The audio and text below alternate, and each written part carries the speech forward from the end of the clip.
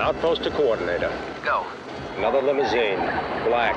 One man in front, two in the rear. Is Birmingham aboard? Negative.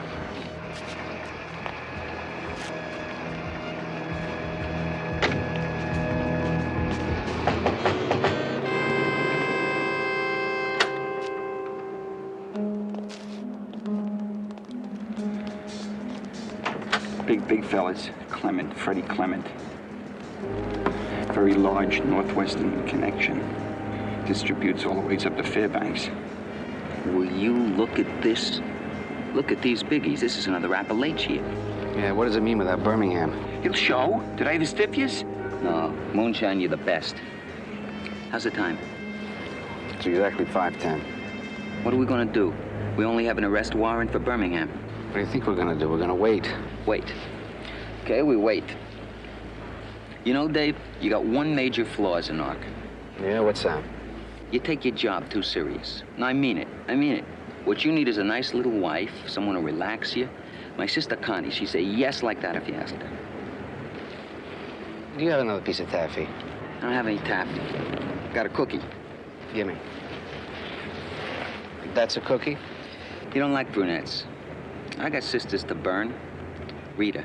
You like Rita. I'm gonna have Rita over the house Monday night for your birthday. Who knows? You never can tell. Dave. Go. Bingo. Mr. B.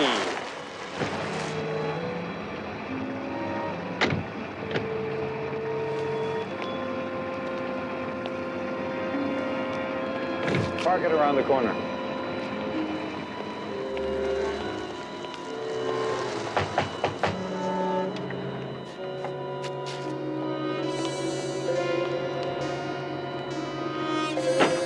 There he is. That's Art DeVoe, Baldy, local muscle, very rough child. Well, Eunice, this is Dave. The rat is in the trap. And we're gonna spring it in, 60 seconds. Yeah, what about I'm out. Now, you've been very good, Moonshine. Now, just stay loose, huh? Everything will be fine. Okay, Freddie, sit down. Let's move it. Is everybody here?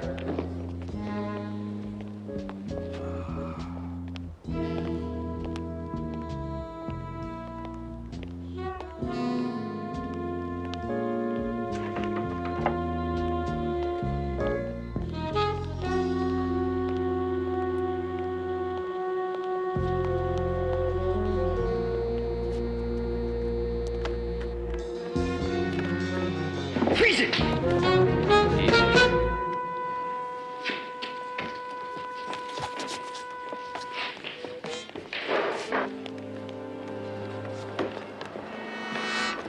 I want to say one or two things first about territorial infringement.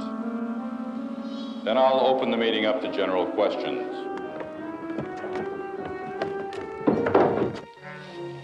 Now, I don't want to hear any personal attacks, and I don't want to have any hurt feelings. Gentlemen, we have a $100 million business here. And it's a scatter!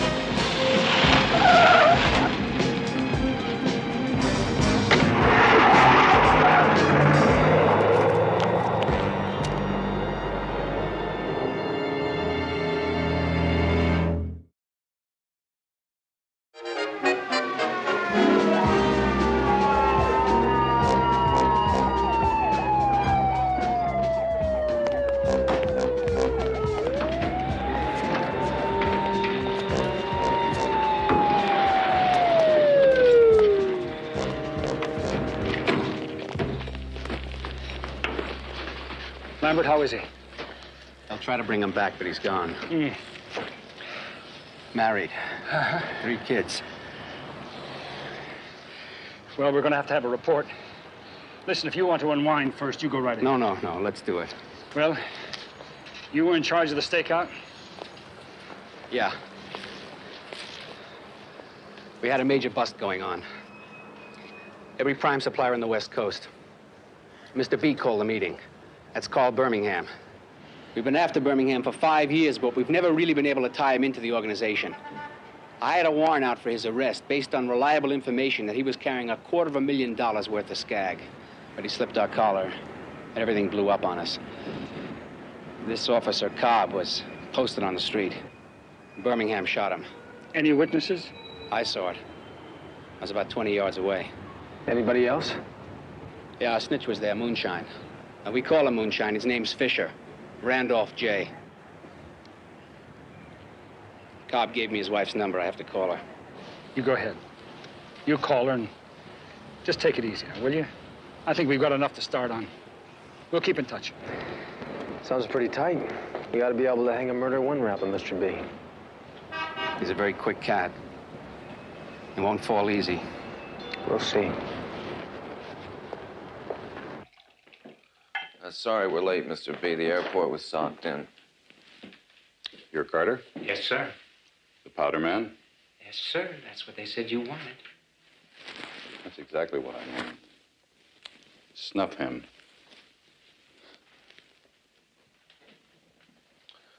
Guy's name is Fisher, but they call him Moonshine. He's got a room over on Post Street. Well, I'll show you. And what about Lambert? Yeah, he saw me too. Carl, you know, sometimes it's a lot cheaper to spend a couple $1,000 on a cop than it is to waste him. Can he be reached? Nah, not this guy. He's a crusader. He's been out after Mr. B ever since he got into the department. Look into his background. Let's see how pure he is. Women, gambling. Yeah, whatever. Just find it. Oh, and Artie, if you don't come up with something, then waste him.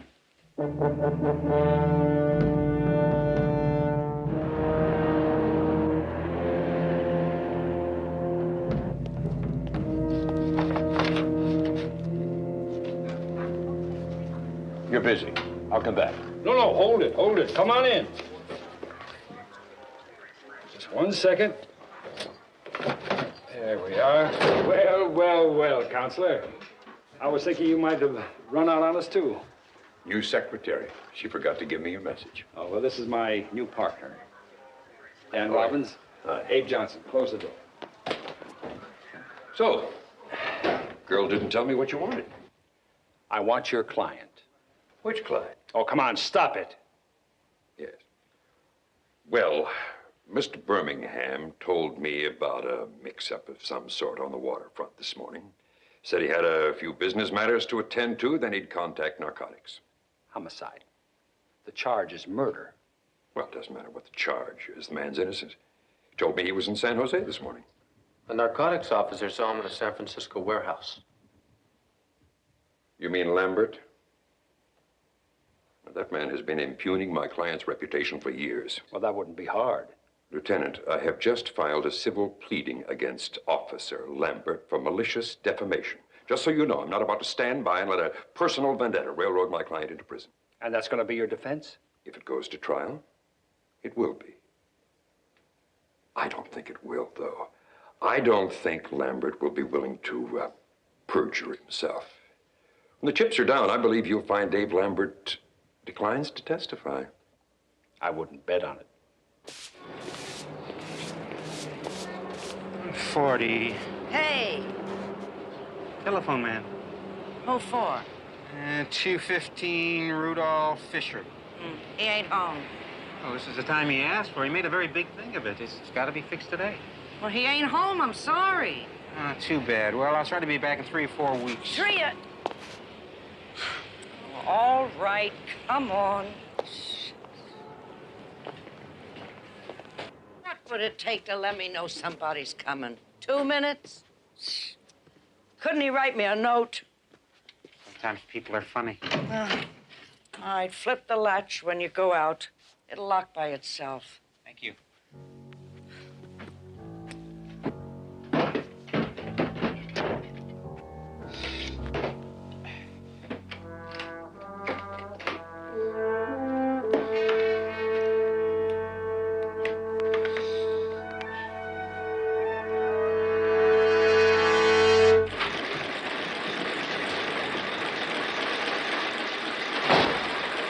Excuse me. Be right with you. I'm looking for a man by the name of Phil Lundeen. You found him. You Dave Lambert's brother-in-law? You mean ex-brother-in-law? Ex. Right. Dave is divorced, isn't he? I don't believe I got your name, Mr. Barton. Private detective. Sure. Dave's a pretty popular boy around these parts. Everyone I've talked to has a good word for him. Is that a fact? What kind of a word does your sister have for him, Mr. Lundeen? Let me tell you the reason I'm asking. Dave's planning on remarrying, and my client wants to make sure that she's doing the right thing, you see? Now, you wouldn't happen to have any advice for her, would you? Yeah, I got some advice for her. Tell her to run for her life.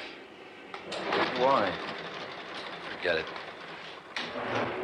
Now, listen, buddy, this just might be very valuable to my client. Say, $1,000?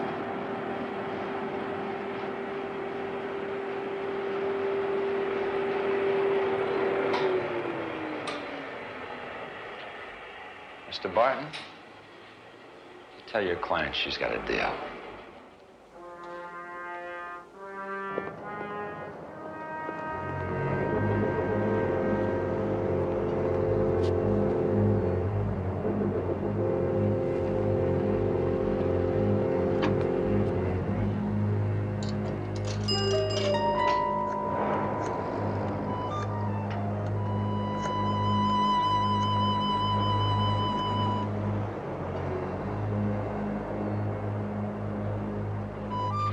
So you got home. See you. What? You trying to give me a stroke? Somebody ought to bell you like a cat. Listen, Fisher, I've had all the aggravation I can take for one day, so don't push. Now, I ain't your slave, and I'm not going to be running up and down those stairs all day long after every Tom, Dick, and Harry that comes calling here for you. What Tom, Dick, and Harry? You forgot the telephone man was coming. Telephone man? What did he look like? Like a telephone man.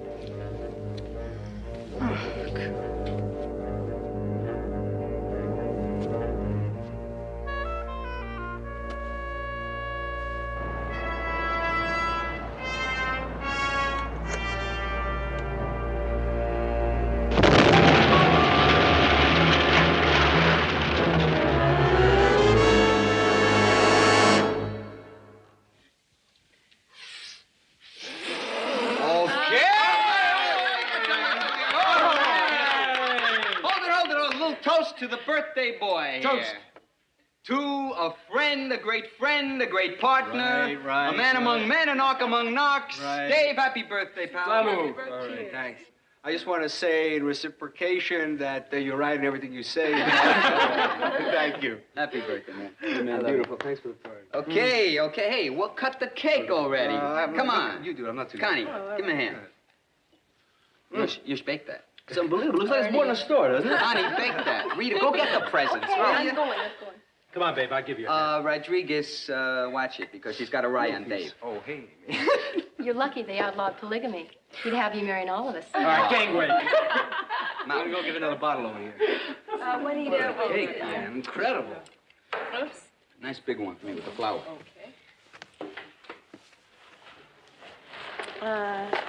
Want to give me a refill? I certainly do. You are some cooker. Hey, easy. I'm driving. That's all right. I'll take you home. Happy birthday, David. Thanks, Connie. And thanks for that cake. You know, Ernie's right. We deserve one another. Oh, well, in that case, how about a big gold kiss? You got it. Come on. We're opening the presents. Come on. Break it up. Look at all this. Birthday to you. Open this first. Right here. Incredible. Who's this from? I don't know. You don't know? You know. It's from your brother, huh? I don't know. It's gonna be a bomb, right?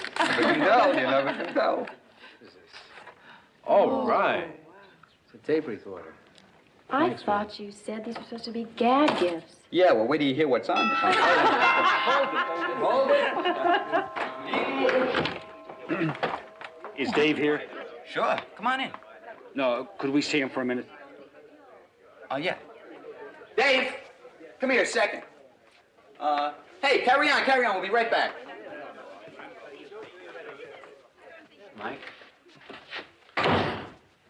Birmingham's in custody. Where'd you find him? He turned himself in. Arraignment's tomorrow. I'll be there.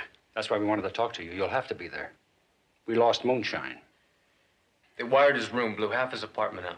No sign of a man. We think he tripped the wire and ran. Well, that's one witness down and one to go.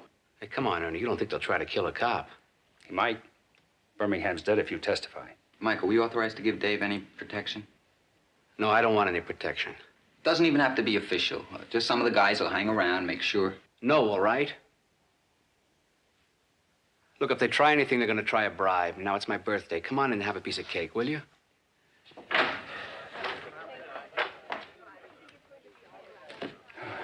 Fellas, eat, drink, be merry.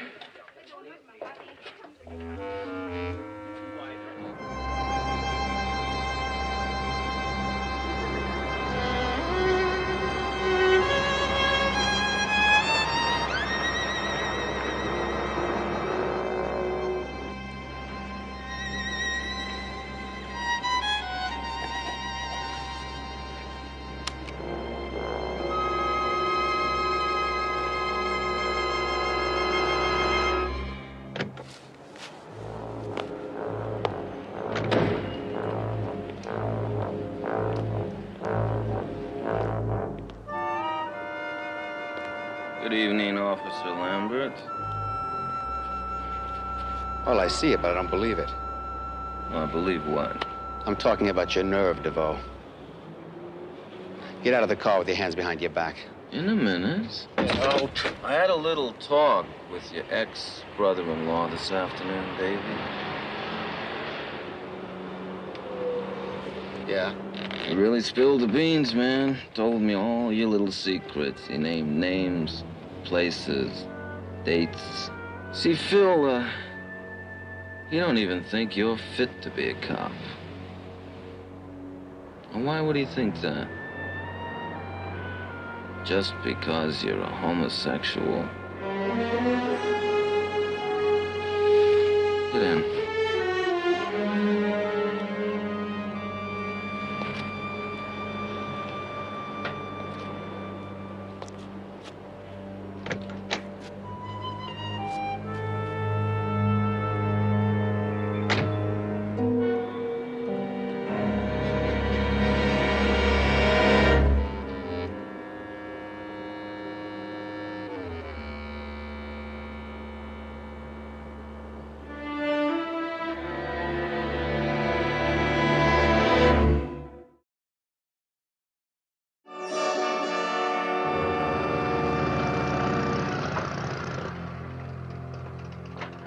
Any word on Moonshine? No, not yet. He's still hiding. Lambert give you a list of his former employers, friends?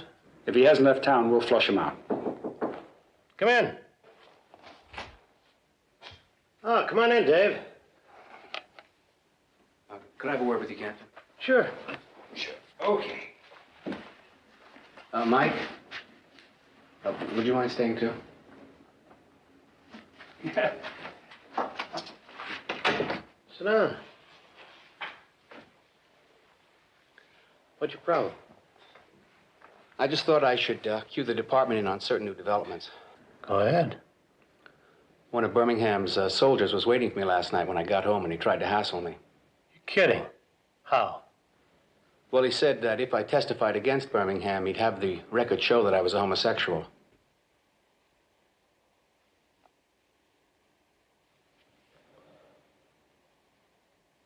Are you a homosexual? Yes.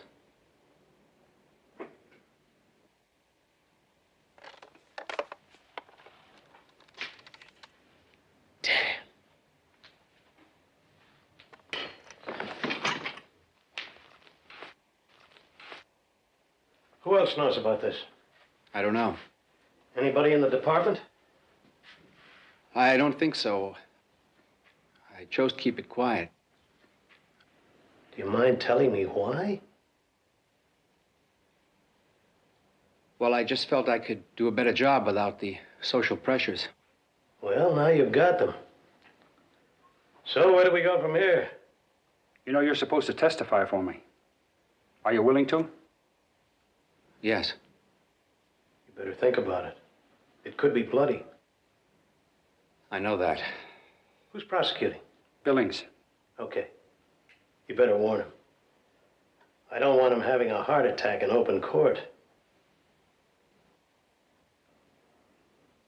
All right, I'll give him a call.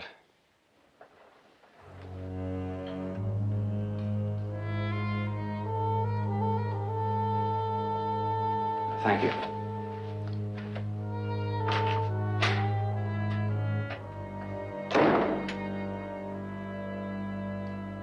I sure don't need this. One of my own men being blackmailed. Jack, he wasn't blackmailed. He reported it. That takes the threat away.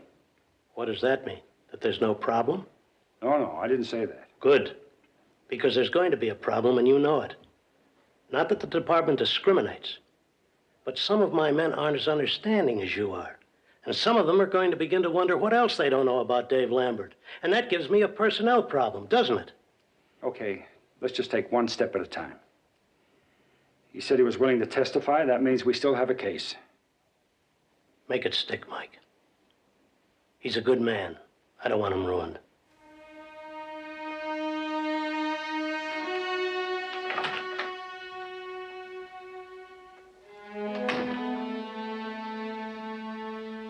Look, we know you run a book.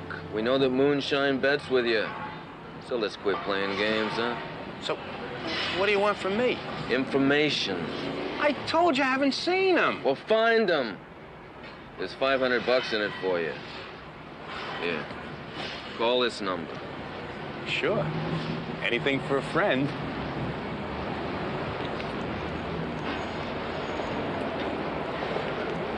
I still don't understand why it should change the basic case. You're not a lawyer, Mike. Well, a man was murdered. You've got an eyewitness. Those are the facts. Maybe he's afraid I'll lisp when I get up in court. That's a cheap shot, Lambert. Now, you can lisp all you want. I still have a case to prove, and you're going to make a lousy witness. And why? I've still got 20/20 vision. I know what I saw. Yeah, you're a good cop. But you're gay. So what? So what are the jurors going to hear in that courtroom about Officer Lambert? They'll hear that he's got one of the best lists of commendations on the force. No. They'll hear he's lived a lie ever since he's been on the force. Somebody's going to wonder how many other lies he's capable of. Jerry... It just takes one to win an acquittal.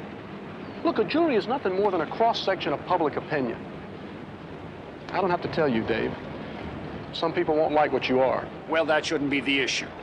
Yeah, well, it will be. Been after Birmingham for 5 years. You said a lot of nasty things about him, which puts his reputation on the line and yours. Of course I've been after him. Do you know how many people he's killed or maimed with the junk he's selling? But he hasn't been charged with that. All right. So what's the answer? We're dead if we go to trial with just you, I can tell you that. Mike, I gotta have Moonshine.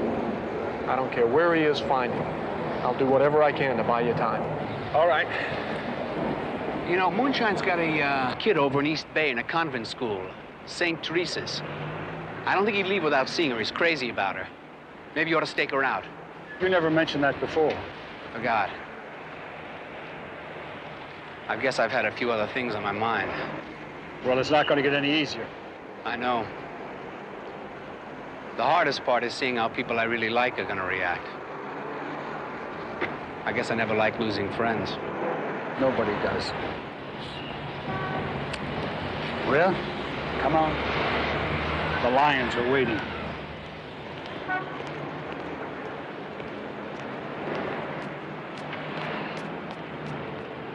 Mr. Birmingham, you've heard the charges against you. How do you plead? Not guilty, Your Honor. Very well. Prosecution ready to set a date for a preliminary hearing? No, Your Honor. No? Your Honor, the state requests a continuance for 7 days. Judge Kramer, it is absolutely basic to the law that every prisoner be given a speedy trial. Now, if the state's case isn't ready, why was an arrest made? I think that's an awfully good question, Mr. Billings. We are ready, Your Honor. Unfortunately, I'm still involved in a prior litigation. Are you the only assistant the district attorney has on his staff? No, sir. Then why wasn't someone else assigned to this case? I don't know, sir. Judge.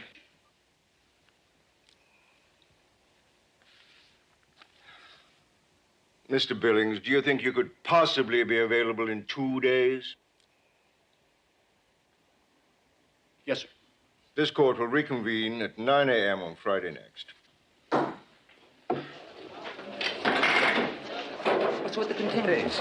We have this guy on his back. There must be some legal problem. What? What's the problem? Well, I don't know, man. Do I look like a lawyer? Well, let's find out. I'll ask him. Look, will you lay off? It has nothing to do with you.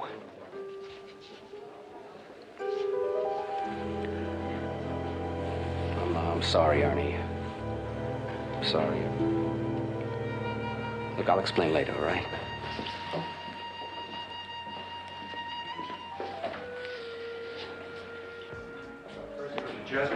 Charlie, 2 beers. And a lot of peanuts, will you, Charlie? Price, how's it going? So what is bothering Dave, man? How should I know? I'm only his partner. Oh, come on. We don't need a continuance. Now, we're ready. We can go. We got the case locked. No, it does not make any sense. Makes sense to me. Oh, yeah? Well, you know so much, Price. Why don't you clue me in? Well, you haven't heard yet? Heard what? Let me tell you something funny. When I was working in Vice, I used to see that guy, and I'd say to myself, I don't know, man. I just don't know. You know? What are you talking about? Lambert, man. Your, sweetie pie. Hey, Detective Price. I hope you didn't mean what I think you meant. I meant the guy's gay, man. Now, that is a damn lie, and you better watch your mouth, okay? Aaron, he admitted it himself. It's all over Bryant Street. And all the time you're trying to get him to marry your sister. Come on, Aaron, you had to know, huh? I mean, you were buddies. Let me ask you something. What do you do after a fight? Send each other flowers? Hey, no, Ernie, no, man, come on.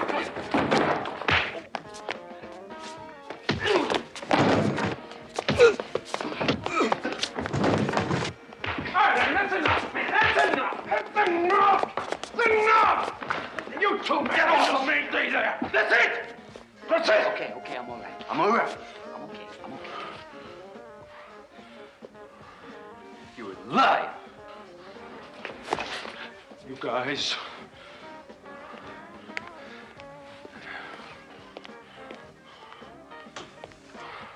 I don't understand how I can help you, Lieutenant. It seems that you have the same address for Mr. Fisher that we have. And you say he hasn't tried to contact his daughter in the past few days? No, he hasn't. Is that usual, sister? I mean, how often will he normally come by or telephone? Oh, he never telephones. He always comes by. He likes to give Dolores little presents. They walk, they talk. They have a very good relationship. Actually, now that I think of it, they haven't seen each other for several weeks. And you think a visit may be long overdue? Yes, long overdue. Sister, I don't want to alarm you, but I think that there's a possibility that that child could be in danger. I don't understand. Well, she could be in danger by some people who are trying to reach her father through her. Oh, I see. So what I'll do is I'll leave a man on stakeout here. Here? No, I mean at the front entrance. So we can have a talk with Mr. Fisher if he shows up. All right, I understand. In the meantime, if he telephones or writes a letter, would you call me immediately, please? Here's my card. And thank you, sister. Thank you.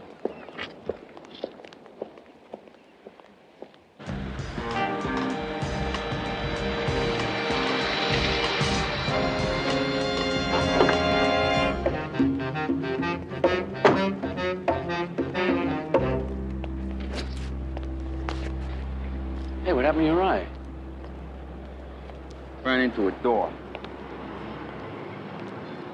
What happened?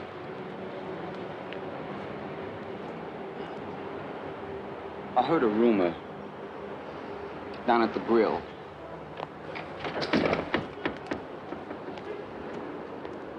Is it true? Is what true? Are you gay? Yes, I am. I am.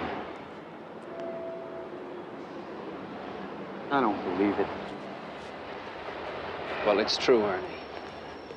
It's true. Oh.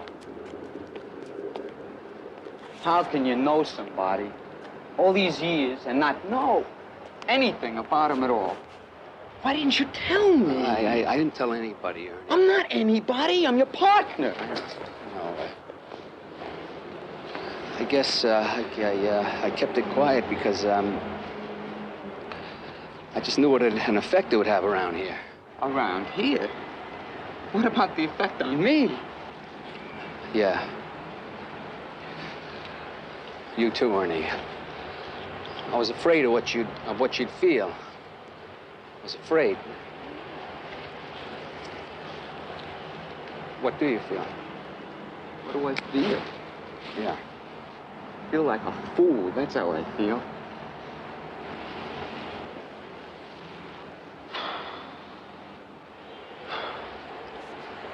Well, well, where do we go from here, old buddy? Nowhere. We go nowhere. Ernie, come here. Don't you ever touch me again.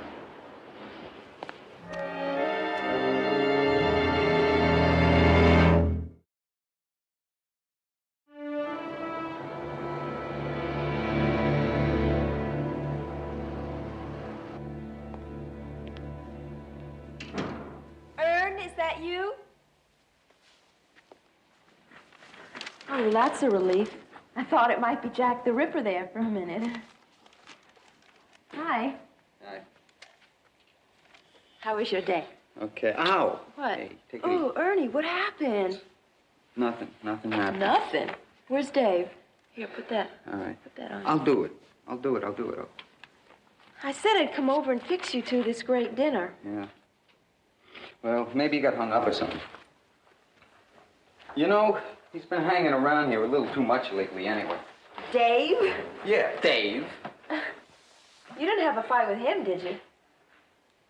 What's for dinner? Ernie, what happened? I know this man a long time. All these years, he's been lying to me, and you, too. About what? About a lot of things. About who he is, what he is. What the hell are you talking about? He's gay. That's what I'm talking about. The man is gay. He finally told you, did he? What? Ernie, I've known that for a long time. He told you? Well, I mean, not in so many words, but we're friends. I mean, we talk. He's my friend, too, you know. He's my partner. Why didn't he talk to me? Well, look at you. Would you have understood? How did it come up? Someone blew the whistle on the... Oh, Ernie, come on. Nothing's changed. What? Dave's the same man you knew at the academy, and he's the same partner you've had for 5 years. No, no more. I put in a transfer. I'm going over to robbery. Do you mind telling me why? Why? Yeah. Because I don't want to be in the same room with him. I don't want to talk. I don't want to know Oh, him. that's ridiculous. Look, mouth, enough. Just drop it, will you? How can you call yourself his friend? You're not even concerned about his feelings or what he's going through. The only thing on your mind is what people are going to think about you. All right, Connie, cool it, okay? I don't need any lectures. Oh, you need more than a lecture, big brother. You need a major transfusion of human compassion. Because you sure don't have any now. I'm eat now. I told you there'd be trouble. How many guys said they didn't want to work with him? 3 so far. Does he know about it? Yes, and he also knows his partner's requested a transfer. Mike, I want you to take Lambert, at least temporarily, till I can figure something out. You don't mind, do you? No, not at all. As a matter of fact, I've got him working with Robbins right now on an assignment. You know, wait a minute. Who gave you that authority? You just did, didn't you?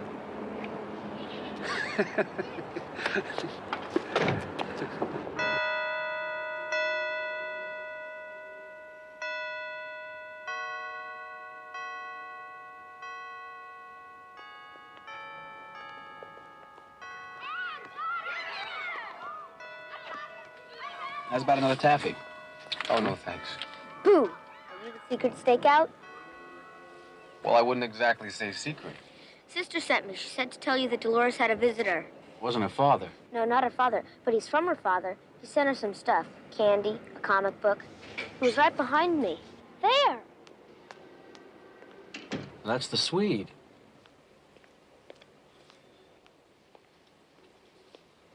They used to be roommates before this guy hit the bottle.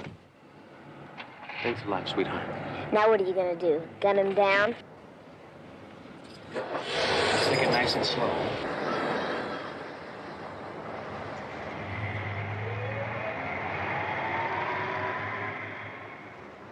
One, 2, 3, 4, 500. Yeah, I knew he'd be around here sooner or later.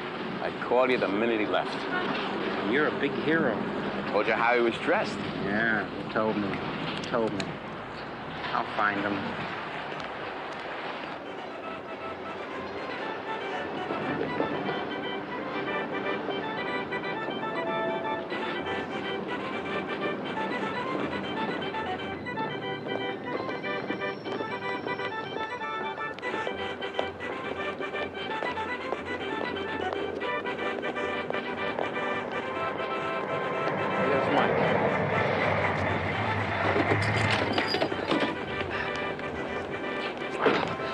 Well?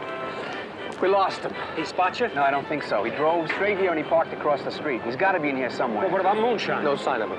Wait, hold it. Hold it. He's here, too. I don't know what's the matter with me. It must be too many distractions. Moonshine used to work with the Carneys. I should have remembered that. There'd be no better place in town to hide out than here. All right, come on, let's take a look.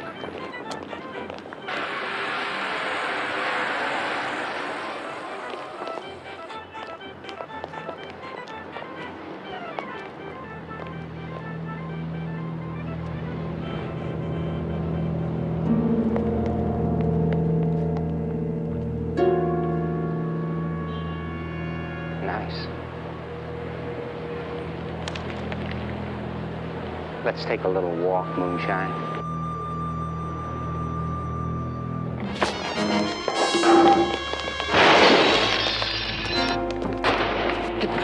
Drop it. Drop it! The clown. Find us.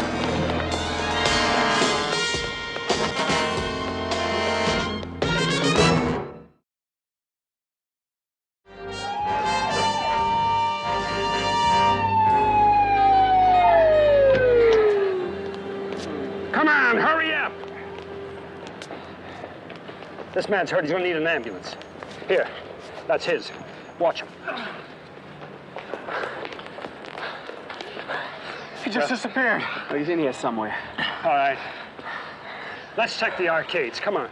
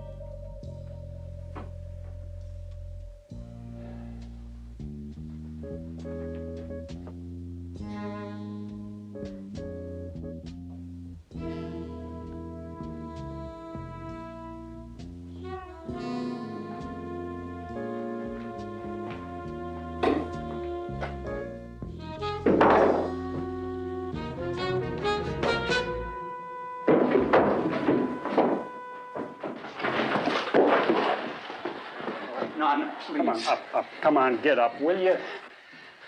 Hey, what's the rap? You know the rap, Moonshine. You're a material witness to a murder. Never seen it. The powder man's on his way to the hospital. He fits the description that your landlady gave of him. That means he's not in the picture anymore. Mr. Bow out of the picture? No, not yet. I've never seen it. You can have 24-hour protection. Protection?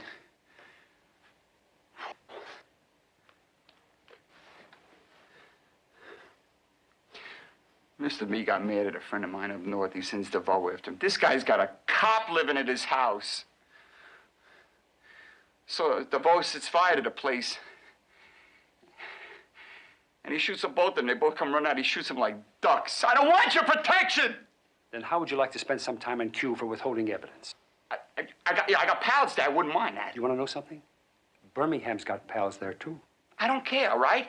All right. There's another way. Suppose we put DeVoe on ice for you.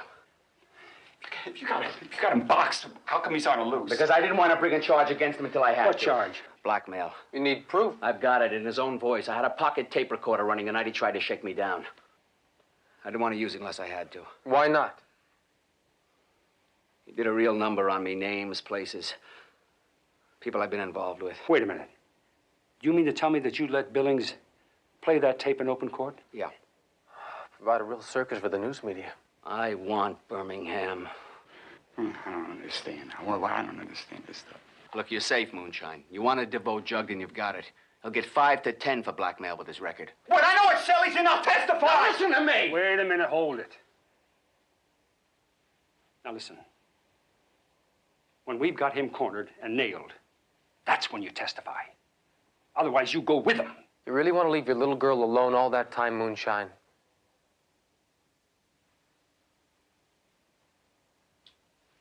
All right. You're right, all right. I'm okay. I can... Objection. Hearsay evidence, not relative to the present case. Sustained. Issue here is murder, Officer Lambert. Please stick to that. Yes, Your Honor. Go ahead.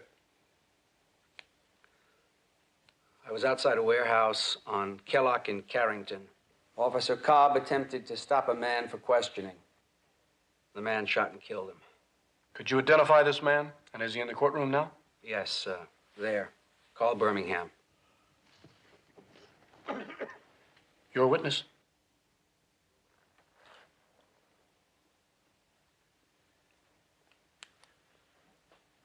Officer Lambert, how many times have you arrested Mr. Birmingham in the course of your duties? I'm not sure. It was 4... No, it was 5 times. And how many convictions are there against him? Well, there are none that I know of. But it hasn't been for want of trying on your part, has it? As a matter of fact, you would do a great deal to see this man in jail, even lie, wouldn't you? No. And I gather you're not the lying kind. Not when it comes to police matters. Uh-huh. And you've never lied to or for the police department, have you? That's right. I see.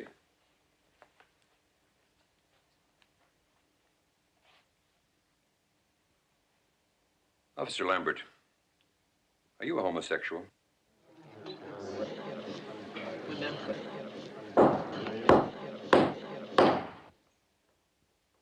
No objection, Mr. Billings? No, Your Honor. Are you sure this is relevant? Yes, Your Honor, I'm sure. Answer the question. Yes. Did the police department know this at the time you joined? No. So you lied to them, didn't you? No, sir. No, sir. I was never asked that question. How fortunate that you omitted to tell the truth. How many other times have you omitted to tell the truth? Your whole life has been a living lie, hasn't it? Sustained. No further questions. You may redirect. Officer Lambert, has there ever been an attempt to blackmail you because of your homosexuality? Objection. How in the world can you do that, Mr. Johnson? You opened the line. Overruled. Go ahead. There was an attempt to blackmail me last Monday night. By whom? An employee of Mr. Birmingham by the name of Arthur DeVoe. Do you have any proof of this? Yes, I do. I have a tape recording of it.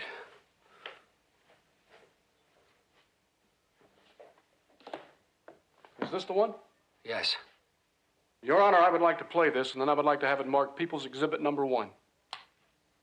Good evening, Officer Lambert. Well, I see it, but I don't believe it. Well, believe what? I'm talking about your nerve, DeVoe. Get out of the car with your hands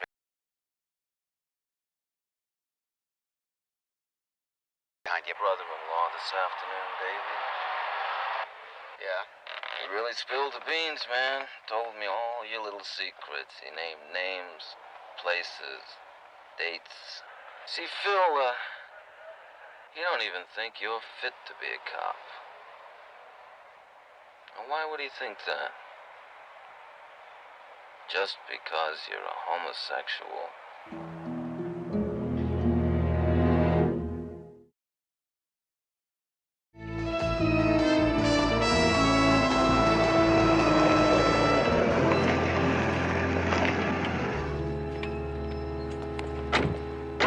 Moonshine's testimony, I don't think we have anything to worry about. It's got to be a lock. Well, I wish there'd been some other way we could have nailed DeVoe. I wish so, too. But Captain said he wants you to return to narcotics today. Yeah, I heard. Well, it was a short partnership, but I think a profitable one. Thanks for your support. Anytime. Hey, Dave. Mike, Dan, congratulations, man. Thanks. I hear Birmingham's really going to get his. Yeah, you got 2 for the price of 1, pal. It's going to be a long time before Art DeVoe's on the streets again, I'll tell you that. You all right? I'll see you upstairs, Eddie. Okay. See you guys later. Right.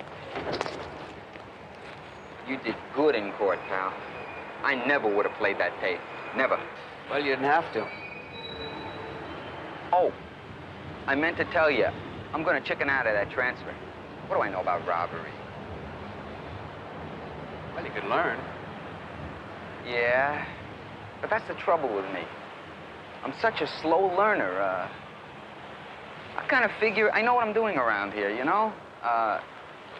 I trust the guys around me, and what's the sense of breaking up a good team? Is that okay with you? Hey, we were made for each other. You had to say that, huh?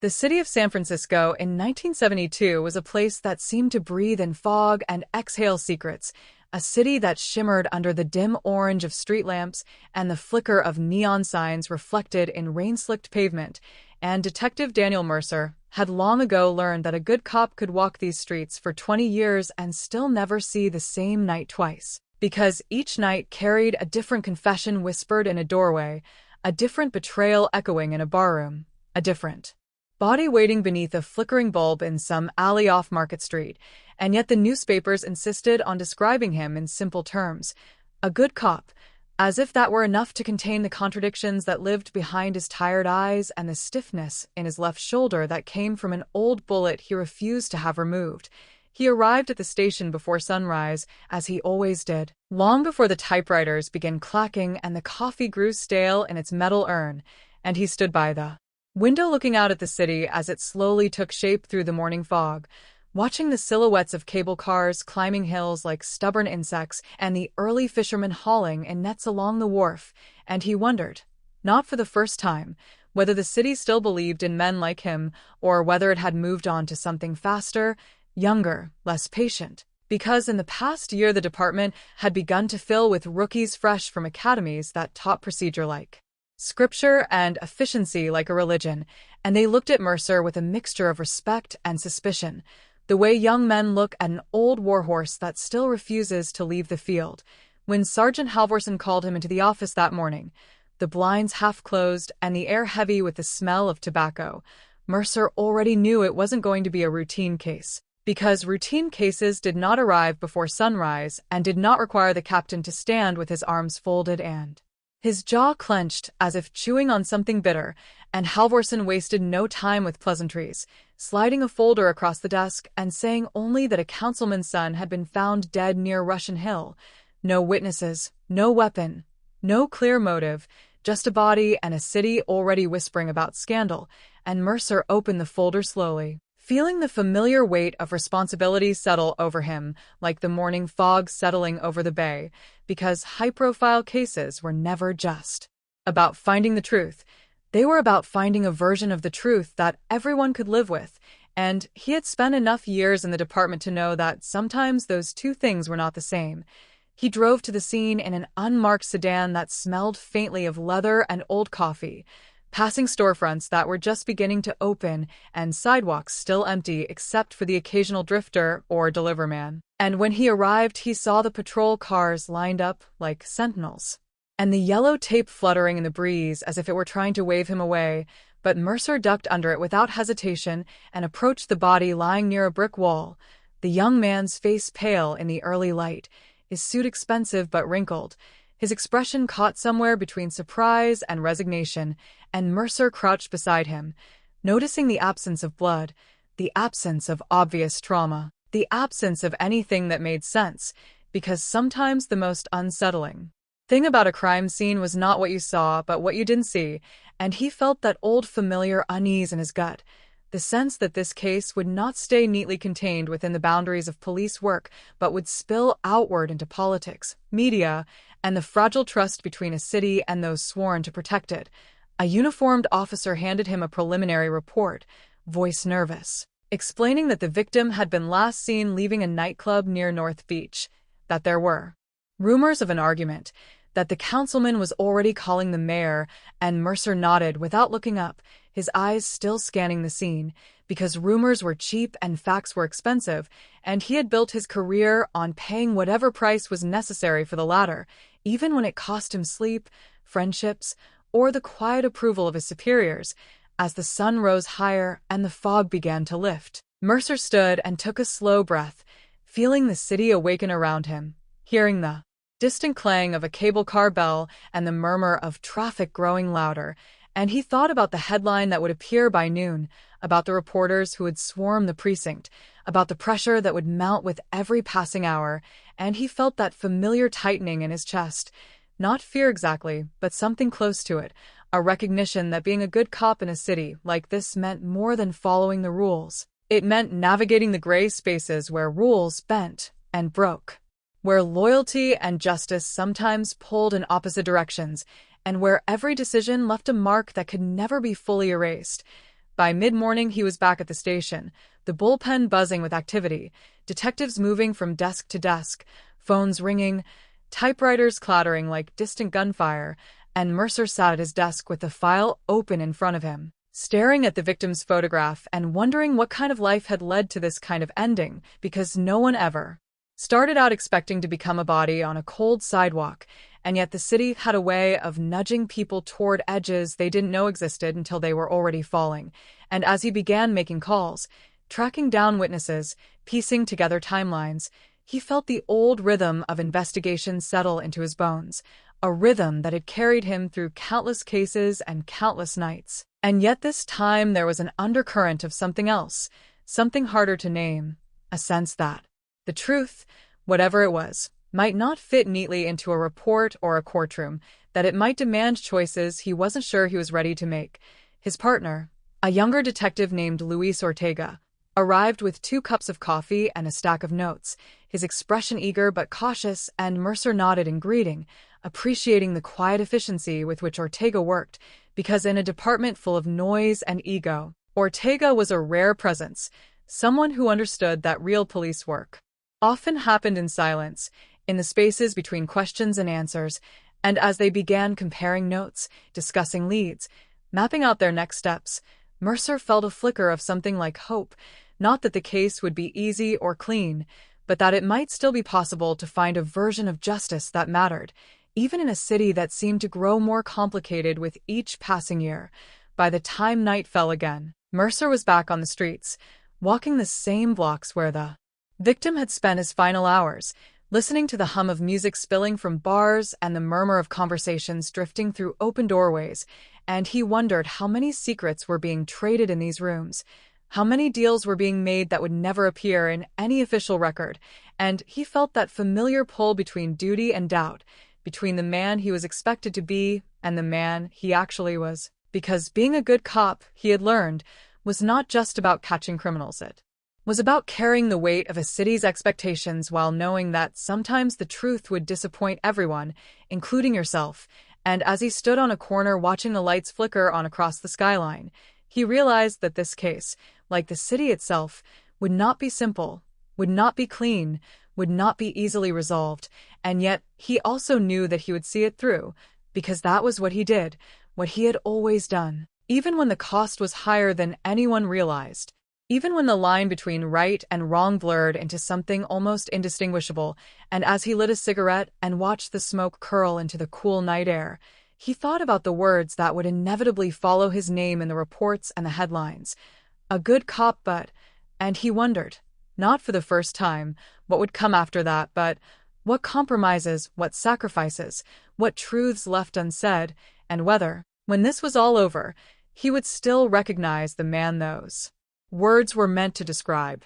The next morning arrived without ceremony, a gray wash of light over the bay and a dull ache behind Mercer's eyes that no amount of coffee could quite erase, and he found himself already in motion before the city had fully awakened, because cases like this one had a way of eroding the boundaries between night and day until everything blurred into a single continuous stretch of tension and calculation. And as he drove through streets still damp from the fog, he thought about the victim again, about the councilman's voice that had echoed through the precinct the previous afternoon like a threat wrapped in grief, about the reporters lingering outside the station with their notebooks poised like traps, and he felt the familiar pressure settling into his shoulders, a pressure he had carried for years, but that never quite became comfortable, because the more complicated a case became, the more people expected it to be solved quickly, cleanly, and in a way that left everyone's reputations intact, and Mercer had learned long ago that those expectations rarely aligned with reality.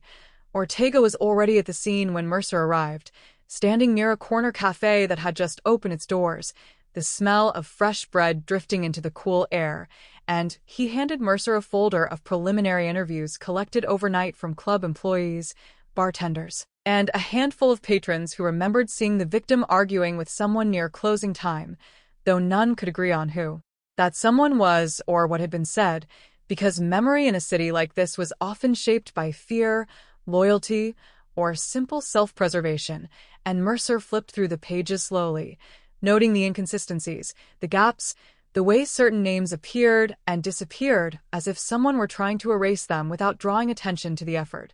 They walked together down the block toward the alley where the body had been found, the early morning light revealing details that had been hidden.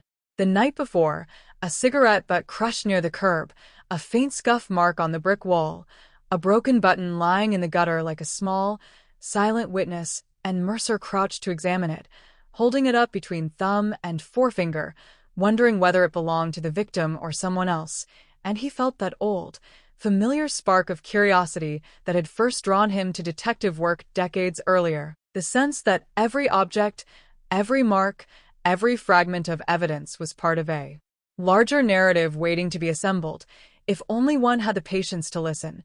They canvassed the surrounding buildings, knocking on doors, speaking with residents who offered little more than polite shrugs or cautious denials, because in neighborhoods like this, people learned early that involvement with police could bring more trouble than it solved, and Mercer understood that reluctance, even respected it, because he had seen how easily a witness could become a target, how quickly a name, spoken in confidence, could spread through the wrong channels and lead to consequences no one wanted to face.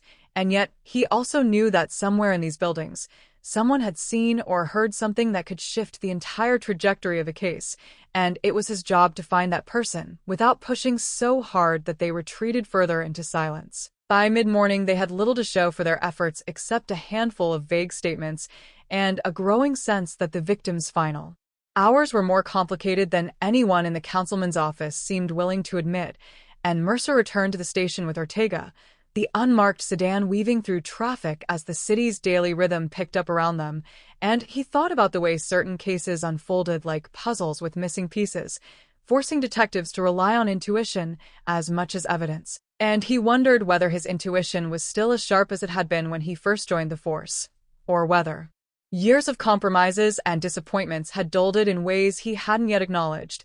At the precinct, the atmosphere had shifted from routine busyness to something closer to controlled chaos, phones ringing incessantly, officers moving quickly between desks, the captain's office door opening and closing with increasing frequency, and Mercer could feel the weight of expectation pressing in from all sides, because high-profile cases had a way of transforming a station into a stage where every action was scrutinized, every delay questioned, every decision second-guessed, and he took a seat at his desk, spreading out the evidence they had gathered, forcing himself to focus on the details rather than the noise, because he had learned that the only way to navigate a case like this was to move steadily forward, one small discovery at a time. A call from the coroner's office provided the first real break, an indication that the victim's cause of death might not be as straightforward as initially believed. No obvious signs of violence, but traces of a substance in the bloodstream that suggested poisoning rather than physical assault, and Mercer felt a shift in the ground beneath the investigation, because poisoning implied planning, access, intent, and a level of calculation that rarely emerged from spontaneous street altercations, and he exchanged a look with Ortega, both of them understanding without words that the case had just become more complex, more dangerous, and potentially more political than anyone had anticipated. They spent the afternoon tracing the victim's movements, visiting the nightclub again, speaking with staff who seemed increasingly nervous under questioning, and Mercer noticed the way certain employees avoided eye contact when specific names were mentioned, the way the manager insisted on checking with higher-ups before answering even the simplest questions, and he felt that familiar tightening in his chest, the sense that the investigation was brushing against something larger than a single death, something that extended into networks of influence and protection that operated quietly beneath the city's surface, and he knew from experience that pursuing such leads required a delicate balance of persistence and discretion, because pushing too hard could alert the wrong people, while moving too cautiously could allow crucial evidence to disappear. As evening approached, Mercer and Ortega sat in the car outside the club, watching patrons come and go, the neon sign flickering to life as dusk settled over the street, and Mercer lit a cigarette, the smoke curling into the dim interior of the sedan as he considered their next move, because cases like this often hinged on a single conversation, a single overlooked detail, a single moment of clarity that could transform confusion into understanding. And he felt both the urgency of time and the weight of responsibility pressing against him, because the longer the case remained unsolved, the more pressure would build from city officials, from the media, from within the department itself, and he had seen how quickly that pressure could lead to rushed conclusions and convenient narratives, outcomes that satisfied public demand but left the truth buried beneath layers of compromise. They decided to follow a lead provided by a bartender who had finally agreed to speak off the record, a young woman who claimed to have seen the victim in a heated conversation with a man she described only as someone important, someone whose presence in the club had caused staff to become unusually attentive, and Mercer sensed both fear and sincerity in her voice, the kind of nervous honesty that often emerged when a witness wanted to help but didn't want to be seen helping, and he assured her that her name would remain out of any official report, a promise he knew he might have to bend if the case demanded it, and that realization lingered with him long after the conversation ended, because being a good cop sometimes meant making promises you weren't entirely sure you could keep.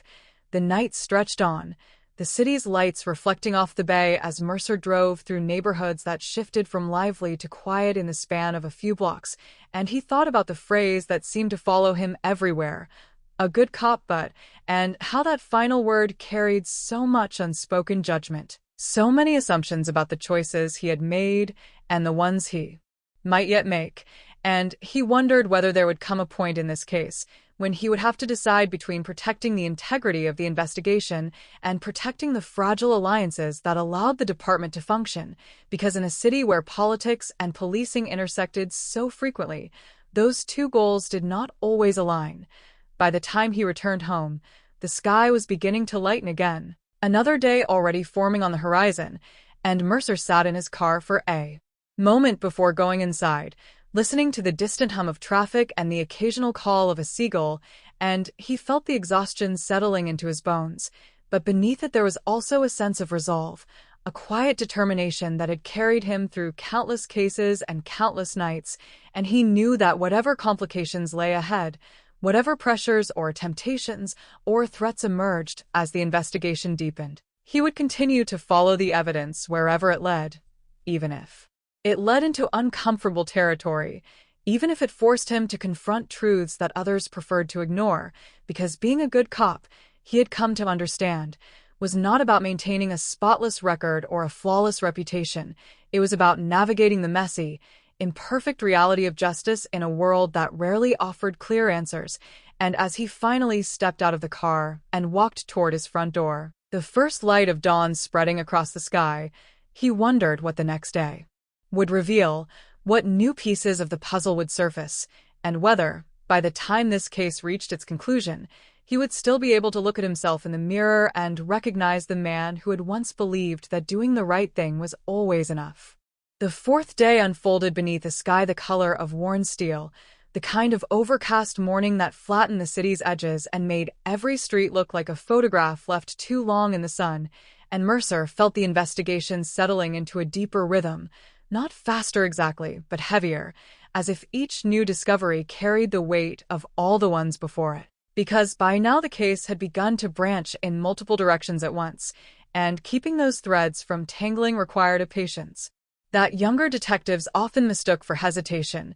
He arrived at the precinct earlier than usual, the hallway lights still humming softly, and found Ortega already at his desk reviewing the maintenance logs from the nightclub's security system, his brow furrowed in concentration. And when Mercer set his coat over the back of his chair and leaned in, Ortega pointed out a discrepancy in the records, a gap in the timestamps that suggested the camera near the back entrance had not simply malfunctioned but had been deliberately switched off for a precise window of time, one that corresponded almost exactly with the period during which the victim was believed to have left the building, and Mercer felt a quiet confirmation settle in his chest, not satisfaction but recognition, because deliberate gaps in surveillance rarely occurred without intention, and intention, in cases like this, often pointed toward someone with both access and motive. They spent the morning tracing the chain of responsibility for the camera system, moving from the club manager to the contracted security company to a technician who claimed to have performed routine maintenance earlier in the week. And while each conversation yielded polite cooperation on the surface, Mercer sensed a subtle alignment in the responses, as if the individuals involved had agreed, perhaps unconsciously, on a shared narrative that avoided specifics, and he made careful notes, aware that patterns often revealed themselves not in what people said, but in what they avoided saying, in the pauses between answers and the way certain details were deflected with practiced ease.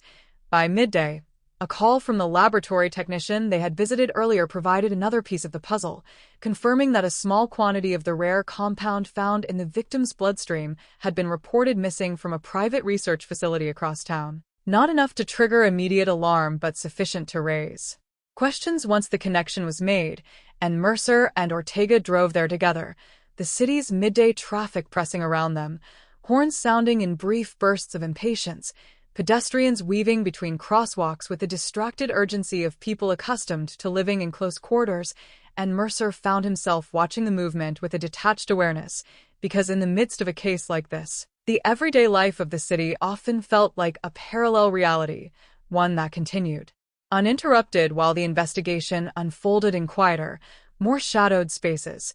The research facility occupied a modest building on a side street, its exterior unremarkable, its interior marked by the sterile efficiency of a place where precision mattered, and they were greeted by an administrator who seemed both cooperative and wary, the kind of professional politeness that suggested an awareness of potential liability.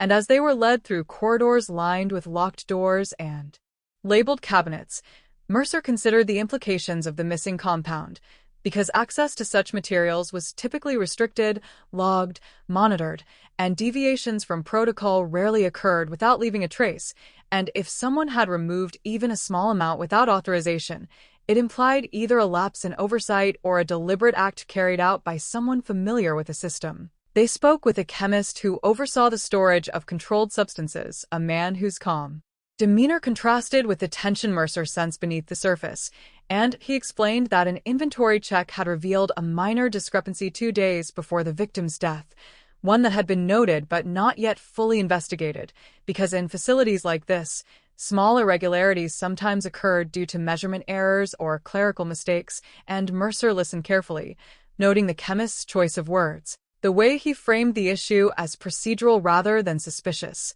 and he asked a series of questions about access logs, staff schedules, and any recent visitors, building a timeline that would later be cross-referenced with the victim's known movements.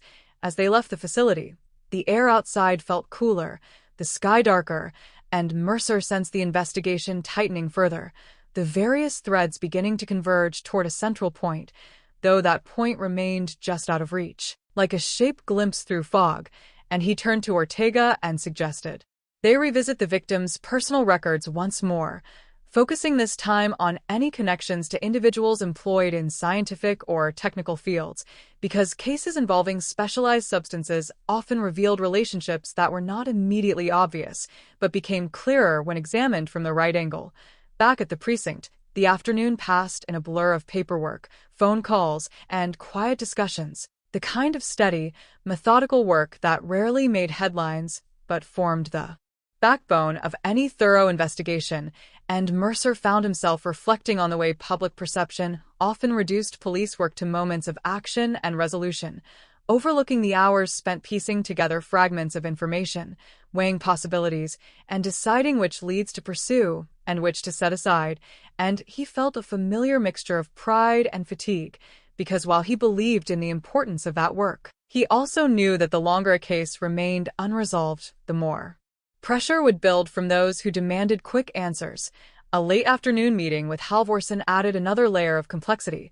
The captain's tone measured but firm as he relayed concerns from city officials about the pace and direction of the investigation, emphasizing the need for discretion and the avoidance of unnecessary speculation, and Mercer understood the subtext. The unspoken reminder that certain avenues of inquiry could have broader implications if pursued too aggressively. And he responded with a calm assurance that they were following the evidence wherever it led, a statement that was both true and intentionally vague, because in situations like this, clarity could be both an asset and a liability. As evening settled over the city once more, Mercer and Ortega returned to the neighborhood near the nightclub, this time focusing on the surrounding businesses, speaking with shop owners and night shift workers who might have noticed unusual activity on the night in question.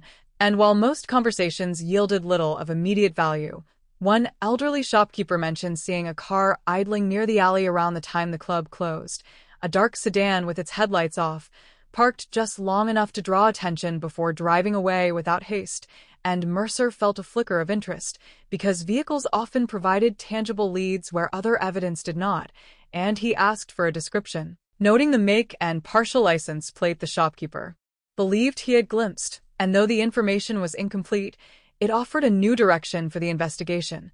They returned to the station to run the partial plate through available records, the process slow but methodical, and as the results began to narrow the possibilities, Mercer felt the case shifting again, the pieces aligning in a way that suggested the events of that night had been more orchestrated than previously assumed, and he considered the implications carefully, because if the victim's death had been the result of a planned interaction rather than a spontaneous encounter, then the circle of individuals involved might be smaller but more deliberate, and identifying them would require both persistence and caution.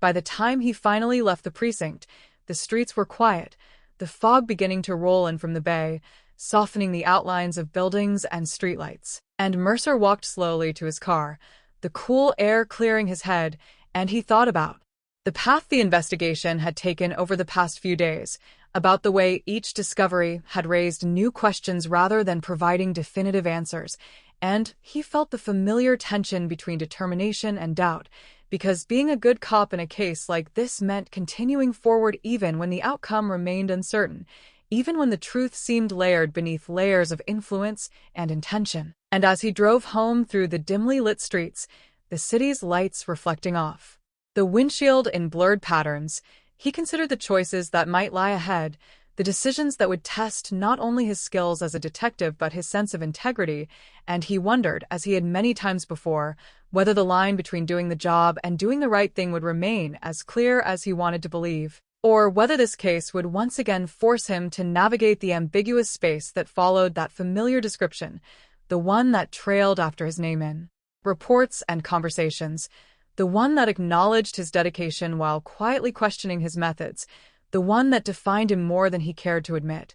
A good cop, but by the fifth day the investigation had begun to move with a slow, deliberate momentum of something gathering weight beneath the surface, and Mercer felt it in the way conversations shifted when he entered a room, in the subtle pauses that followed certain names, in the careful phrasing of reports that seemed to circle around key details without ever landing squarely on them. Because the case was no longer just about a single death in an alley near Russian Hill, but about the network of decisions, alliances, and silences that had made that death possible, and he arrived at the precinct before dawn with a sense that the day would bring either clarity or complication, perhaps both. Ortega was already there, sleeves rolled, tie loosened, standing beside a bulletin board covered in photographs, timelines, and notes connected by strands of red thread that formed a web both literal and symbolic. And Mercer paused for a moment to study it, the image of the victim at the center. The surrounding names and locations branching outward like the lines of a map drawn by someone trying to navigate unfamiliar terrain, and he felt the familiar mixture of focus and unease that came when a case began to reveal its deeper structure, because recognizing patterns often meant confronting truths that others preferred to leave obscured. They began the morning by following up on the partial license plate from the dark sedan seen near the alley, running it through additional records and cross-referencing it with vehicle registrations tied to businesses and individuals connected to the victim, and while most results led nowhere of immediate relevance, one entry stood out: a car registered to a consulting firm that specialized in property development and zoning negotiations, a firm whose name had already appeared in the journalist's notes about shell companies and quiet land acquisitions, and Mercer felt a quiet confirmation settle in his mind, not certainty, but the sense that multiple threads were beginning to converge toward a common point. They drove to the firm's office, located in a mid-rise building overlooking a stretch of waterfront that had recently undergone significant redevelopment, and as they stepped into the lobby, the polished surfaces and muted decor conveyed a careful balance of professionalism and discretion, the kind of environment designed to inspire confidence while revealing little, and they were greeted by a receptionist whose polite smile did not quite conceal her curiosity about their presence, and Mercer introduced himself with the calm assurance of someone accustomed to navigating such spaces, requesting a meeting with the firm's managing partner under the pretext of routine inquiries related to an ongoing investigation. The meeting took place in a conference room with floor-to-ceiling windows that offered a panoramic view of the bay, the water reflecting the overcast sky in muted tones, and the managing partner, a man in his 40s with an easy manner and a practiced smile, listened attentively as Mercer outlined the reason for their visit, his responses measured and cooperative on the surface, yet Mercer sensed a layer of calculation beneath, the subtle evaluation of risk and disclosure that often accompanied interactions between law enforcement and individuals accustomed to operating within complex regulatory environments. When asked about the vehicle registered to the firm, the partner explained that it was part of a small fleet used by staff for site visits and meetings, its use not restricted to any single employee, and Mercer noted the answer carefully, because shared vehicles often provided convenient cover for movements that might otherwise attract attention, and he requested access to the vehicle's usage logs for the night in question, along with the names of employees who had access to it. And while the partner agreed to provide the information, Mercer could see the brief flicker of concern in his eyes, the recognition that what had begun as a routine inquiry might carry broader implications. Back at the precinct, the afternoon passed in a steady rhythm of analysis and cross-referencing, the vehicle logs revealing that the sedan had been signed out on the night of the victim's death by an employee whose name appeared only peripherally in earlier records. A project coordinator with connections to both the development firm and a private consulting group known for facilitating negotiations between city officials and private investors, and Mercer felt the case tightening further. the pattern becoming clearer though still incomplete, and he and Ortega arranged to speak with the coordinator the following morning, aware that timing could be as important as content in conversations like these. As evening approached, Mercer stepped outside the station for a brief walk, the air cool and tinged with the scent of the bay, and he found himself reflecting on the way the investigation had evolved over the past days, the initial uncertainty giving way to a more defined but no less complicated picture, and he considered the balance he was trying to maintain, the need to pursue the truth without triggering defensive reactions from individuals whose cooperation might still prove essential, because in cases that intersected with political and financial interests, progress often depended on a careful calibration of pressure and restraint. When he returned inside, Ortega was reviewing the latest batch of financial records, pointing out a series of transactions that suggested the victim had been involved in negotiations related to a parcel of land whose ownership had been quietly contested for months, a dispute that had drawn the attention of both private developers and community groups, and Mercer studied the documents, noting the dates, the amounts, the names attached to each entry. And he felt the investigation shifting once more, the focus moving from isolated events to a broader context in which the victim's death might represent a single point of rupture within a larger pattern of conflict and ambition. A late call from the journalist added another layer, her voice cautious as she relayed information about a planned meeting that the victim had been scheduled to attend on the night he died, a meeting that, according to her sources, involved individuals from both the development firm and a local political office, and Mercer listened carefully, weighing the reliability of the information against the potential risks of acting on it, because pursuing leads tied to political figures required not only evidence, but also a strategic awareness of how such actions might be perceived and contested. By the time the call ended, the precinct had grown quiet, the day shift replaced by the subdued activity of night officers and the occasional ringing phone, and Mercer sat at his desk reviewing his notes, the lines of the case forming a complex web that extended beyond any single motive or suspect, and he felt the familiar tension between determination and caution, because while he believed they were moving closer to understanding what had happened, he also knew that the path ahead would likely involve decisions that tested not only his investigative skills, but his judgment, his patience, and perhaps his willingness to challenge assumptions held by those above him. As he prepared to leave for the night, he paused by the bulletin board once more, studying the photographs and notes, the threads connecting them in a pattern that was beginning to resemble something coherent, and he considered the phrase that had followed him throughout his career, the one that acknowledged his dedication while hinting at an unspoken qualification, and he wondered how this case would ultimately shape that perception, whether it would reinforce the idea of him as a reliable, principled detective or complicated in ways that others might not fully understand, because being a good cop in a city like this often meant navigating the space between expectation and reality, between the desire for clear answers and the recognition that truth rarely arrived in tidy packages. And as he stepped out into the cool night air, the city lights shimmering faintly through the fog, he felt the investigation entering a phase where each move would carry greater weight, where every conversation and decision could shift the balance in subtle but significant ways, and he resolved to proceed with the same steady focus that had guided him through years of service, even as he acknowledged that the outcome of this case, whatever it might be, would likely leave its mark not only on the official record but on his own understanding of what it meant to do the job well, to follow the evidence without losing sight of the broader implications, to remain, in the eyes of those who mattered, a good cop. But the sixth day arrived with a thin ribbon of sunlight breaking through the fog over the bay, the kind of morning that suggested clarity without promising it, and Mercer felt the case pressing in from all sides as he stepped into the precinct, the familiar hum of voices and typewriters already in motion. Because by now the investigation had moved beyond speculation and into the delicate territory where names carried weight and each question risked unsettling more than it revealed. Ortega met him near the bulletin board with a stack of documents retrieved from the development firm late the previous evening, vehicle logs, internal memos, and meeting schedules that painted a clearer picture of who had access to the sedan on the night of the victim's death. And at the center of that picture was the project coordinator they had planned to interview, a man named Thomas Kearns, whose role, on paper, seemed administrative, but whose name appeared with increasing frequency in correspondence.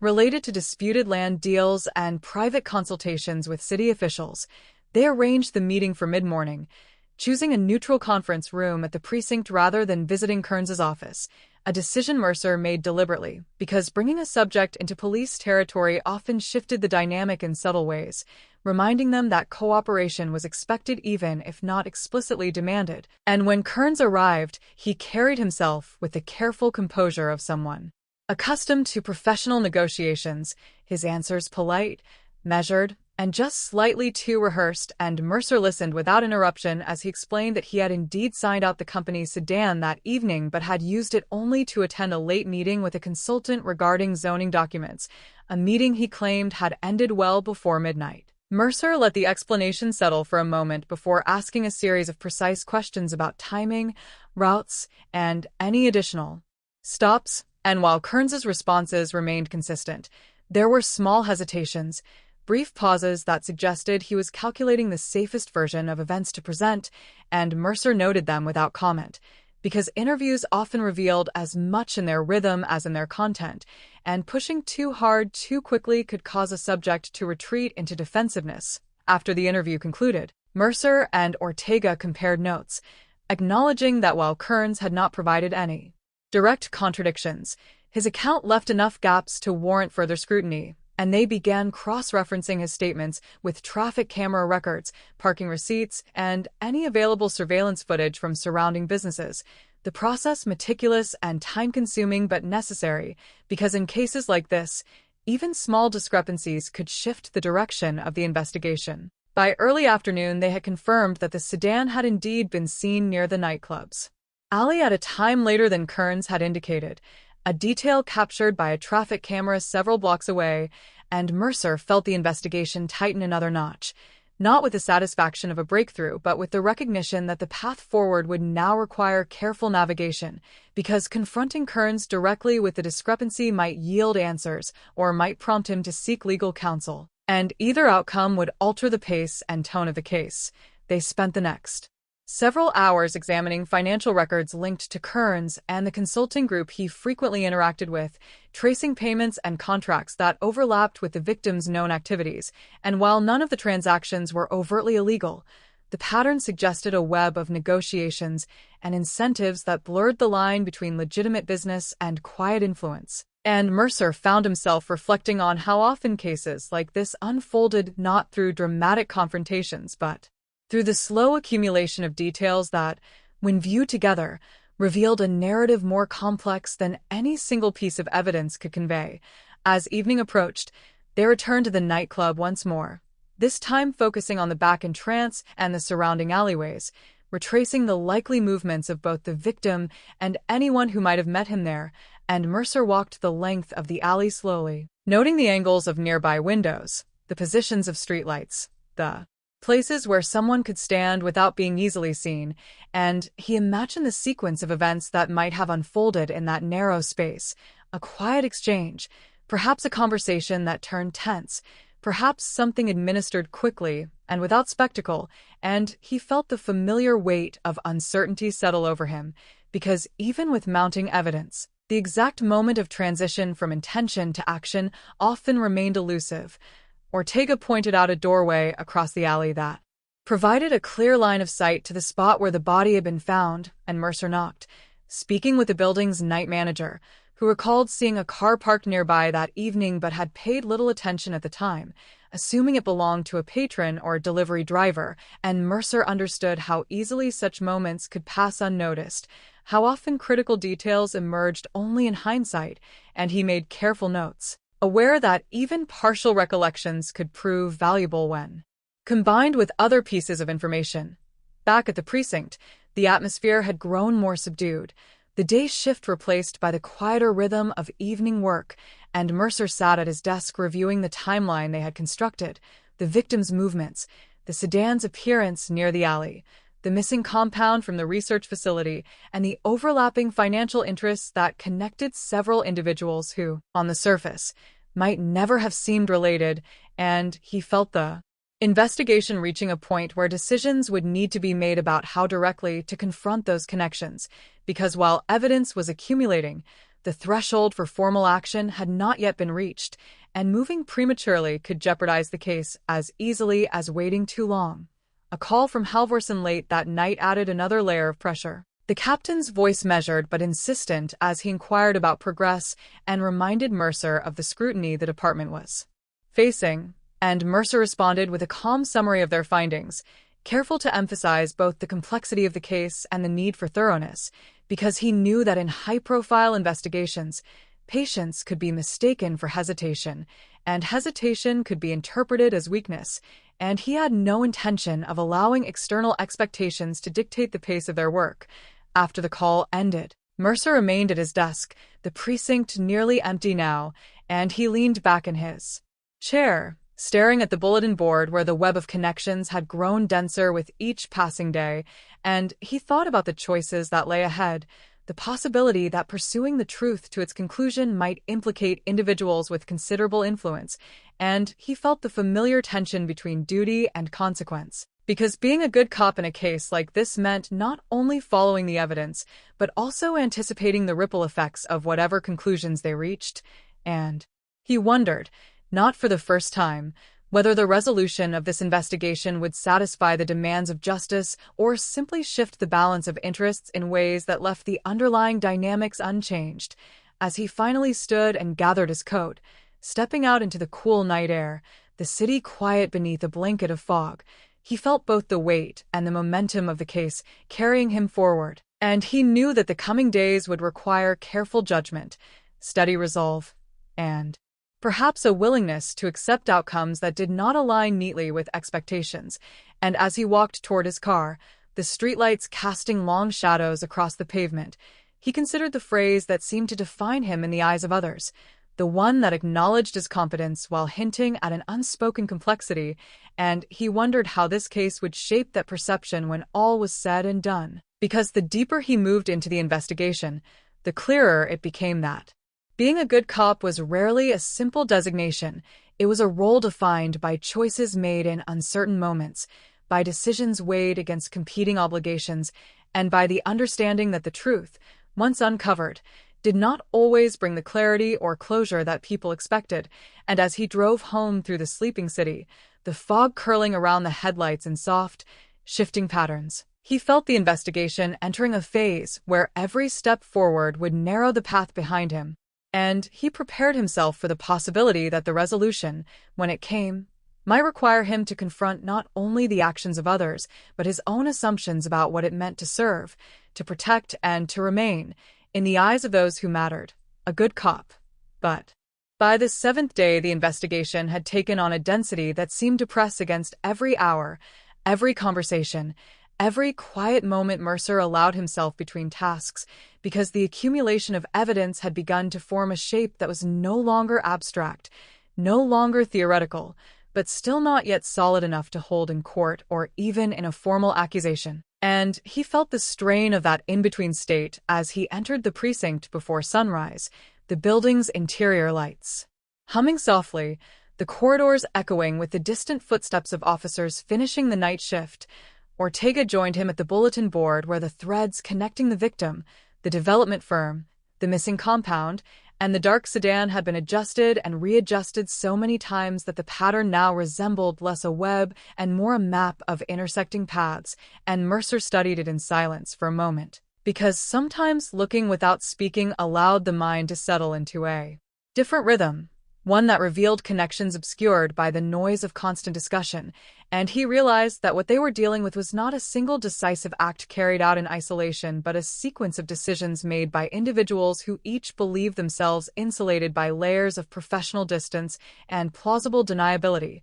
Their first task that morning was to revisit Thomas Kearns, not with accusations, but with the additional information they had gathered about the sedans movements and the timeline discrepancies, and Mercer approached the conversation with deliberate calm, because confrontations that escalated too quickly often yielded little more than defensive denials, and when Kearns arrived, he seemed more guarded than before, his posture slightly rigid, his responses measured with an awareness that the conversation had shifted from preliminary inquiry to something more focused. Mercer laid out the traffic camera evidence and asked Kearns to clarify the gap between his stated timeline and the vehicle's recorded location, and while Kearns maintained that he had been driving between meetings and had perhaps lost track of time, the explanation felt thin, the kind of answer offered when the truth was being approached but not yet acknowledged, and Mercer allowed the silence to stretch after each response, a technique he had learned over years of interviews, because silence often compelled people to fill it with details they might otherwise withhold. After nearly an hour, the conversation ended without a clear admission or contradiction, but Mercer sensed that Kearns was now acutely aware of the investigation's direction, and that awareness would likely influence his actions moving forward, prompting him either to cooperate more fully or to seek guidance from those who had a vested interest in limiting exposure. And Mercer and Ortega discussed the possibility that their window for gathering unfiltered information might be narrowing. The rest of the morning was spent examining the victim's communications in greater depth, phone records, appointment books, and a series of handwritten notes recovered from his apartment that hinted at meetings arranged through intermediaries rather than direct contact. And as Mercer traced the sequence of dates and names, he began to see a pattern of escalating tension in the days leading up to the victim's death, references to delays, disputes, and a final meeting that appeared to have been scheduled with urgency rather than routine, and he felt a quiet certainty forming that whatever had occurred in the alley was not an isolated encounter, but the culmination of negotiations that had reached a breaking point. By early afternoon, they received confirmation from the laboratory technician that the missing compound had been accessed using a security override code assigned to a senior researcher who claimed to have been out of town at the time, and Mercer recognized the significance of that detail immediately because the use of an override code suggested either unauthorized access by someone familiar with the system or deliberate complicity by someone within it, and he and Ortega arranged to speak with the researcher upon his return, aware that the conversation would need to be handled with both precision and tact, given the potential professional and legal ramifications. As the day wore on, Mercer found himself moving between interviews, document reviews, and quiet moments of reflection. The rhythm of the investigation steady but relentless, and he noticed how the atmosphere within the precinct had shifted, how colleagues who had once offered casual updates now spoke in more measured tones, how certain conversations ceased when he approached, not out of hostility, but out of recognition that the case had grown sensitive, that its implications might extend beyond the immediate circle of those directly involved. In the late afternoon, he and Ortega returned once more to the neighborhood near the nightclub, this time focusing on a small office building across the street where several consulting firms maintained suites, and they spoke with a janitor who recalled seeing a man waiting near the back entrance of the club on the night in question, someone who appeared to be expecting someone rather than simply passing through, and though the description was vague, it aligned with the emerging timeline of a planned meeting rather than a chance encounter, and Mercer noted the detail carefully because in cases like this, even partial observations could reinforce the broader narrative. As evening approached, Mercer received a call from the journalist again, her voice low and cautious as she relayed information about a closed-door meeting held the previous week between representatives of the development firm and a political office connected to zoning approvals, a meeting that the victim had reportedly attended despite not being formally listed as a participant, and Mercer listened with growing awareness that the case was touching on interests far larger than a single transaction or dispute, interests that might resist exposure through subtle or overt means, and he felt the familiar tension between the desire to move quickly and the necessity of building a case strong enough to withstand scrutiny. Back at the precinct that night, he sat alone at his desk reviewing the day's findings, the room quiet except for the faint buzz of fluorescent lights, and he considered the path ahead, the likelihood that the investigation would soon require formal action that could trigger defensive responses from those implicated, and he thought about the phrase that had followed him throughout his career, the one that acknowledged his reliability while hinting at a certain unpredictability, and he wondered how this case would shape that perception, whether it would reinforce his reputation as someone willing to pursue the truth regardless of consequence or complicated in ways that others might interpret differently. He rose from his chair and approached the bulletin board once more, adjusting a thread that connected the missing compound to the research facility and then to the timeline of the victim's final hours, and he felt the investigation coalescing into a clearer structure, not yet complete, but increasingly defined. And he recognized that the coming days would likely bring decisive moments, conversations in which choices would need to be made about how far to push, when to hold back, and how to balance the demands of the case with the realities of the environment in which he worked. As he stepped outside into the cool night air, the fog drifting low over the streets, he paused for a moment beside his car, listening to the distant hum of traffic and the occasional echo of footsteps, and he allowed himself a brief moment of stillness. Because in the midst of a case like this, clarity often arrived not in dramatic revelations, but in quiet realizations, in the gradual alignment of details that, taken together, formed a narrative both compelling and unsettling, and he knew that the investigation was approaching a point where that narrative would need to be tested, challenged, and ultimately presented in a way that could withstand both legal scrutiny and public perception. And as he drove home through the dimly lit streets, the city's lights reflecting faintly through the fog, he felt the familiar blend of resolve and uncertainty that had accompanied so many cases before, and he prepared himself for the next phase of the investigation, aware that whatever conclusions they reached would not only determine the outcome of this case, but also shape the way he was seen within the department and beyond, because being a good cop, he had learned, often meant accepting that the truth carried consequences that extended far beyond the moment of its discovery, and that living with those consequences was as much a part of the job as uncovering the facts themselves.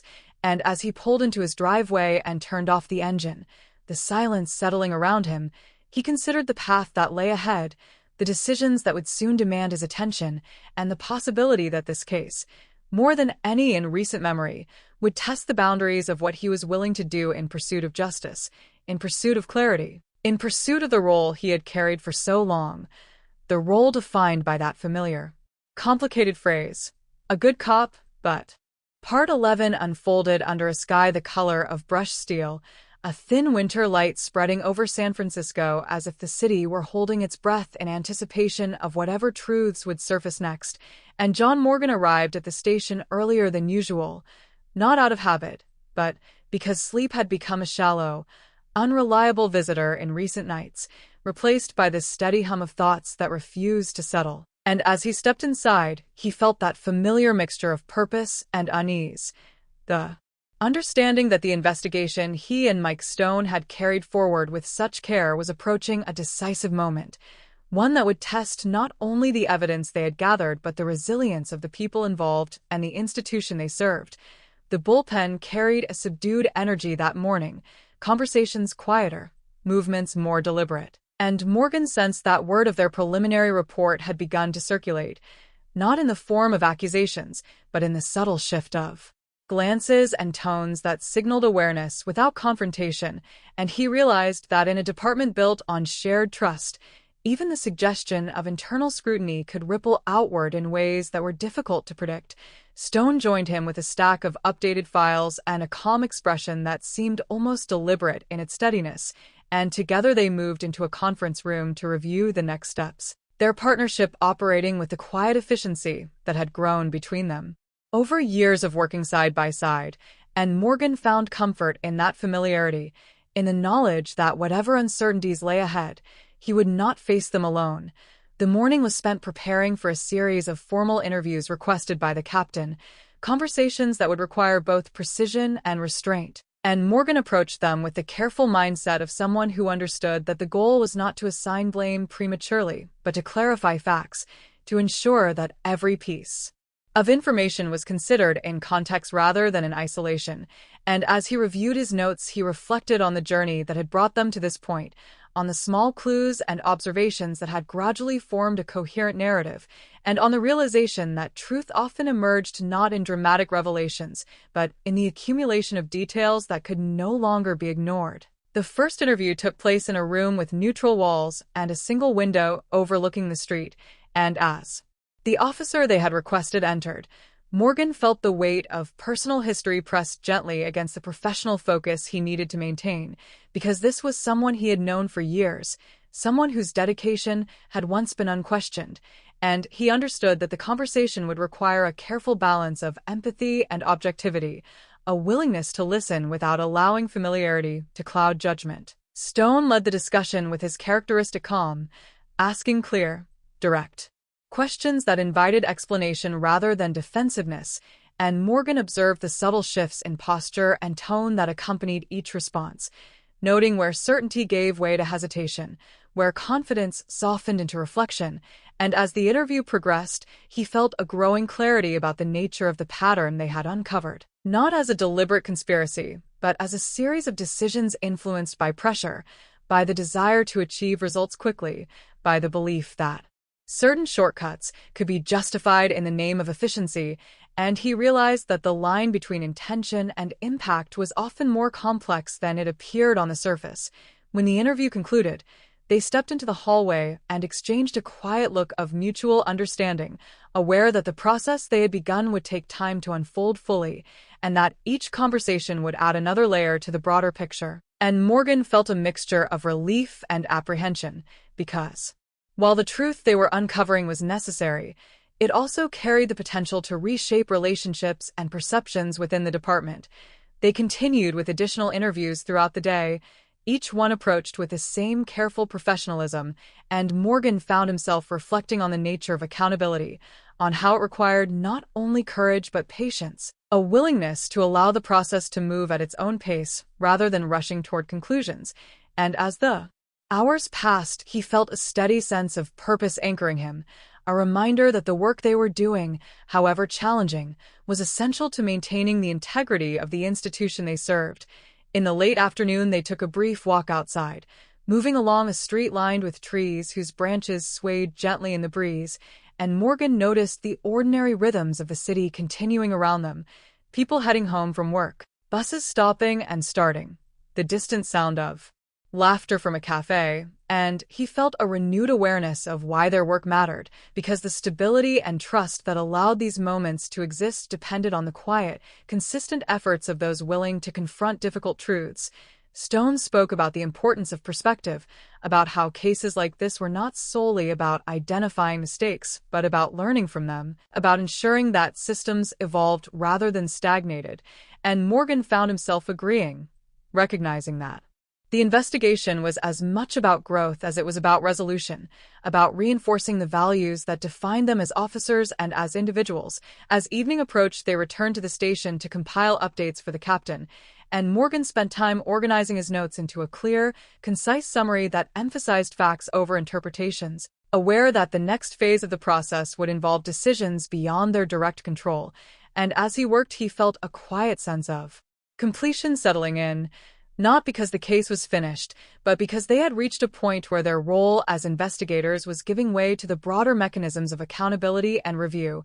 When they finally stepped outside into the cool evening air, the city lights beginning to flicker on one by one, Morgan felt both exhausted and steady, aware that the journey they had undertaken had tested his understanding of loyalty, integrity, and responsibility, and that it had ultimately reaffirmed the principles that had guided him throughout his career.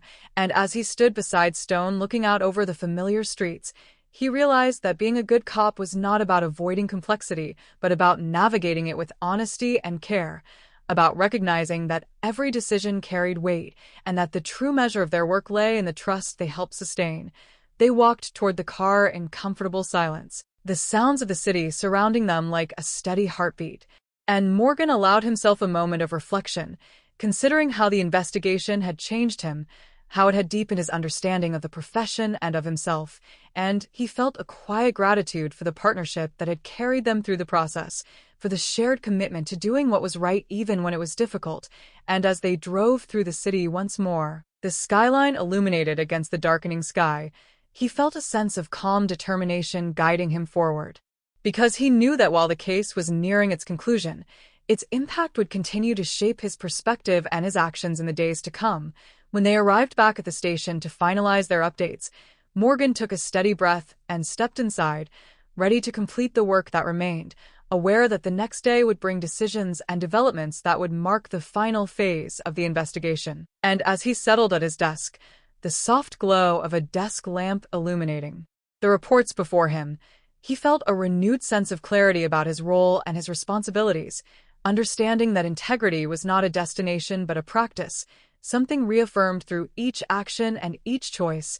And as the night deepened and the station grew quieter, he continued working with a steady focus, knowing that the story they had been living was approaching its final chapter, and that whatever the outcome, he would meet it with the same commitment to honesty and fairness that had guided him from the beginning. And as he finally stood to leave, the first hints of dawn beginning to touch the horizon once more, he felt ready to face whatever the next day would bring, aware that the investigation had not only revealed truths about the case, but had also strengthened his understanding of what it meant to serve with integrity.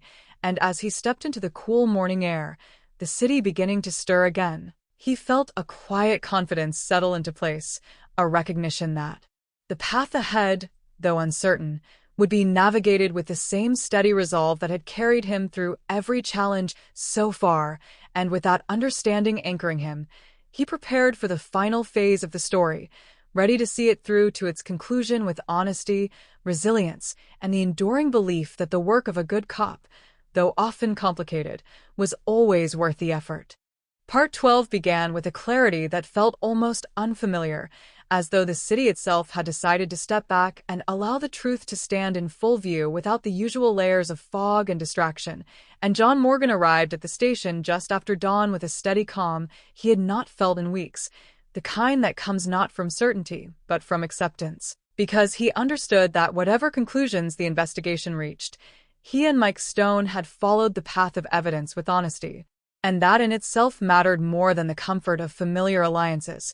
The building was quiet, the early light stretching across the tiled floor in long, pale lines, and Morgan paused for a moment at the entrance to the bullpen, taking in the familiar desks and bulletin boards and coffee-stained files, aware that this space had shaped much of his adult life, and that the events of the past weeks had tested his understanding of what it meant to belong here, to serve within a system that was both resilient and imperfect. Stone joined him with a final folder in hand, their eyes meeting in a brief acknowledgement of the significance of the day, and together they walked toward the captain's office, where the concluding review would take place. And Morgan felt a quiet steadiness settle over him as he considered how far they had come from the first faint clue, the first uncertain connection, the first echo of that distant whistle that had seemed almost incidental at the time. Inside the office, the atmosphere was serious but not hostile, and as they presented their findings, Morgan focused on clarity and balance, outlining the sequence of events and the patterns that had emerged without embellishment, because he knew that the strength of their work lay in its transparency, in the careful documentation that allowed others to see the same conclusions they had reached. And as the captain listened and asked measured questions, Morgan felt a sense of closure beginning to take shape. Not as an end, but as a transition, a movement from investigation to accountability and from uncertainty to understanding. When the meeting concluded, the decision was made to initiate formal internal proceedings for those whose actions had contributed to the pattern they had uncovered, and Morgan felt a mixture of relief and solemn recognition, because while the process would be difficult for everyone involved, it was necessary to reaffirm the standards that defined the department and the trust placed in it by the public. He and Stone stepped back into the hallway with a shared sense of completion, their work as investigators effectively finished, and for a moment they stood in silence, absorbing the weight of what had been accomplished and what would follow. And Morgan realized that the case had not only revealed specific misjudgments, but had also highlighted the importance of vigilance, of maintaining a culture where accountability was not seen as betrayal, but as a form of care for the institution and the community it served. They spent the rest of the morning completing final paperwork and responding to questions from colleagues who approached with a mixture of curiosity and respect, and Morgan found that while some interactions carried an undercurrent of discomfort, others reflected a quiet appreciation for the thoroughness and integrity with which the investigation had been conducted, and he understood that trust, once tested, could be rebuilt through consistent actions and open communication.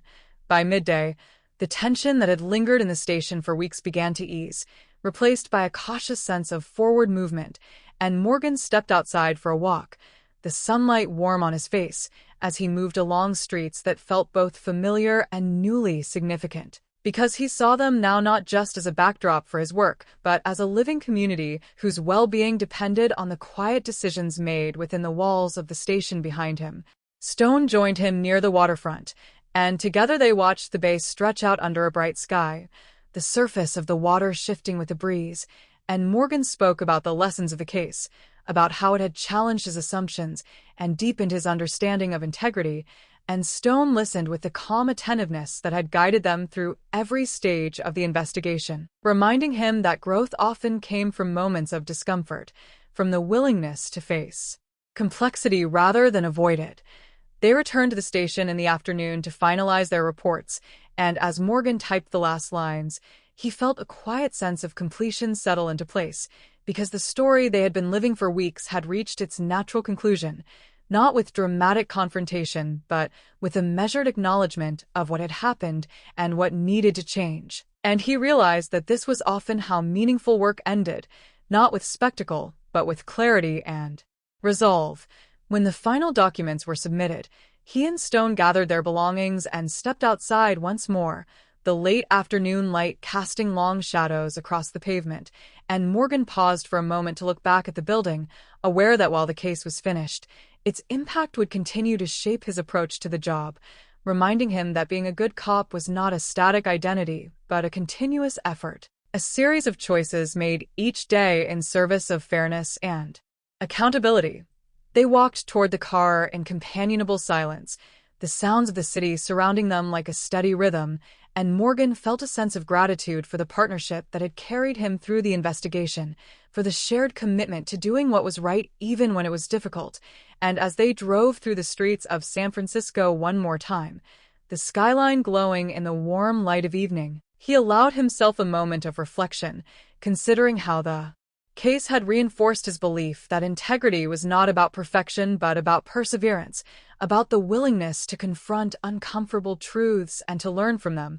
When they reached a quiet overlook above the bay, Stone suggested they stop for a moment, and they stepped out of the car to take in the view, the city stretching out below them in a patchwork of light and shadow, and Morgan felt a sense of calm settle over him, a recognition that while the work of law enforcement would always involve complexity and challenge, it also offered moments of clarity and purpose that made the effort worthwhile. He thought about the title people sometimes used to describe him, the reputation he had carried through years of service, and he realized that being a good cop was not about maintaining an image, but about making consistent choices aligned with the values he believed in, even when those choices were difficult. And as he stood there beside Stone, he felt a quiet confidence in the path ahead, a readiness to continue serving with the same dedication and honesty that had guided him through this case. The sun dipped lower in the sky, casting a golden glow across the water, and Morgan took a steady breath, aware that the story they had just lived would remain with him as both a reminder and a guide, shaping the way he approached future challenges and decisions. And as they returned to the car and began the drive back into the city, he felt a renewed sense of purpose. A quiet determination to carry forward the lessons of the investigation into whatever cases and conversations lay ahead. The streets of San Francisco welcomed them back with their usual rhythm, the hum of traffic and the murmur of voices blending into a familiar soundtrack, and Morgan understood that while this chapter had ended, the broader story of his career and his commitment to the community would continue, shaped by the choices he made and the values he upheld. And as they pulled into the station parking lot one last time that evening, he stepped out of the car with a steady sense of closure, ready to move forward into the next phase of his work with the knowledge that integrity, once tested and reaffirmed, became stronger for having been examined. He walked beside Stone toward the entrance, their partnership as solid as ever, and as they stepped inside and the doors closed behind them, the case of the unmarked vehicle and the quiet whistle faded into memory, leaving behind a deeper understanding of what it meant to serve with honesty and resilience, and Morgan felt a quiet satisfaction in knowing that while the journey had been challenging, it had also been worthwhile, because it had reaffirmed the principles that guided him and strengthened the trust between the department and the community it served. and as he settled at his desk and prepared for whatever work awaited the next day, he carried with him the enduring belief that being a good cop was not defined by the absence of doubt, but by the courage to face it, to learn from it, and to continue choosing integrity with each new decision. And with that understanding anchoring him, he allowed himself a final moment of reflection before turning his attention to the future, ready to continue the work with the same steady resolve that had carried him through every challenge so far, confident that whatever cases and questions lay ahead, he would meet them with the honesty, resilience, and quiet determination that defined not only his career, but the person he had become.